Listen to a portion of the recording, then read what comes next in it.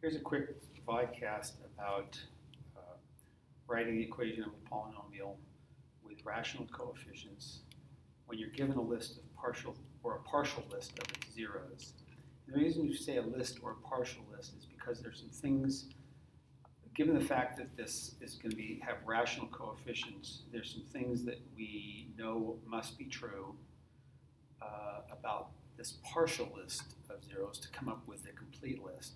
For example, in this case, I want to come up with the equation of this polynomial with -4, the square root of 3, and 5 plus 2i as roots, as zeros. But if the square root of 3 is a 0, then I also know that negative square root of 3 has got to be a 0. And if 5 plus 2i is a root, then I know that 5 minus 2i must also be a 0.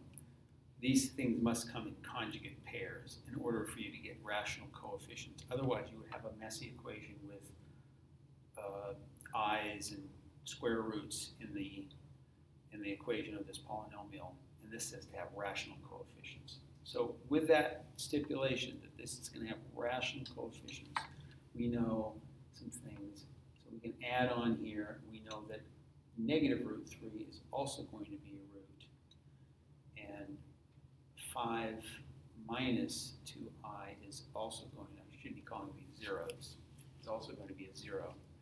So we know that this particular polynomial is going to be 5th degree because there's 5 zeros sitting there. So let's call this p of x. And let's write this in factored form first. I know it's going to have x plus 4 as a factor, x minus the square root of 3 as a factor, x plus the square root of 3 as a factor. And I didn't mention this, but we want to write this in standard form. So here's the easy part. We can just write this in factored form. X minus 5 plus 2i. Make sure you put that in parentheses to get everything right. And x minus 5 minus 2i. So this is a big messy looking thing. But we're going to take it in parts. First, let's just leave the x plus 4 there for a minute. Let's multiply these guys together and multiply these two things together. Well, when we multiply conjugates together, when they are real conjugates like negative root 3 and positive root 3,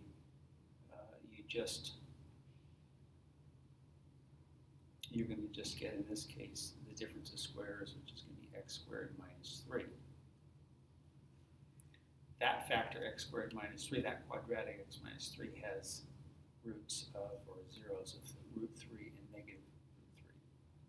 When you multiply these factors together that have complex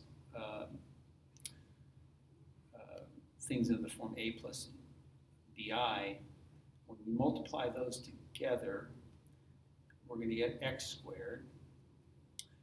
We're going to add these two things together. We're going to add these roots, 5 plus 2i plus 5 minus 2i. The i's cancel out and we get 10. So we're going to get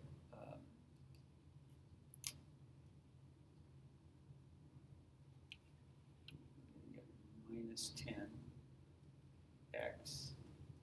And when we multiply these together, remember when you multiply a plus bi times a minus bi, you get a squared plus b squared, and the i's drop out.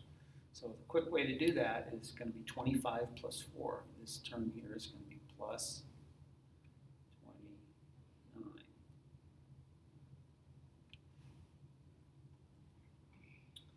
And then we can start multiplying out these parts. So I'm going to get x times x squared, which is x cubed, times minus 3x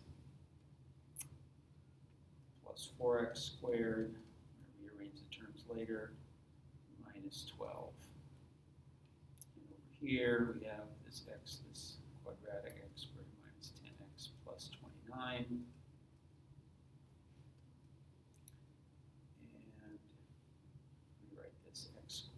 x cubed plus 4x squared minus 3x minus 12.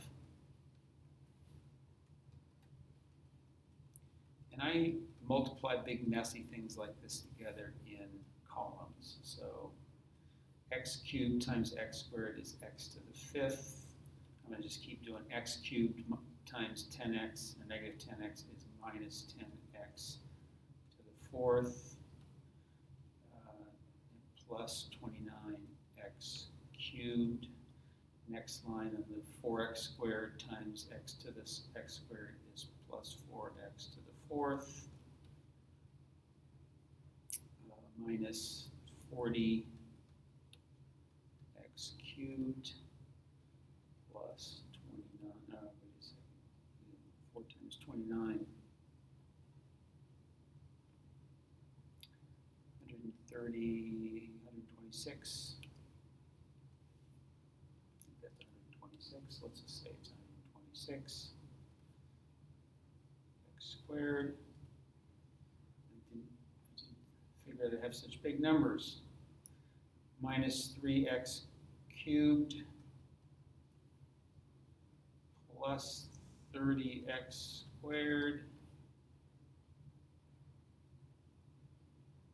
plus or minus 87x.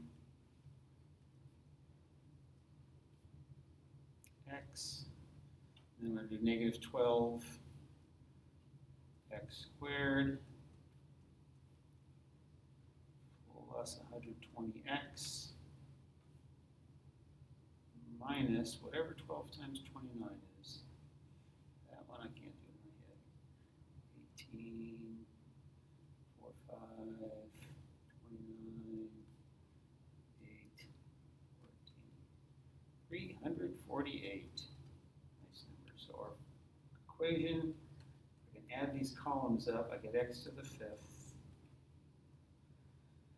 minus 6x to the fourth, 43 minus 29 is, I think that's going to be negative 14x cubed. 156 minus 12 is 144. 144x squared. 20 and 13 is plus 33x minus 348. What a beautiful polynomial that is. And there you have it. Now you can check this by putting the polynomial into your calculator in factored form. Make sure you're in A plus BI mode and put the standard form equation in and see if they come out to trace over each other. That's it.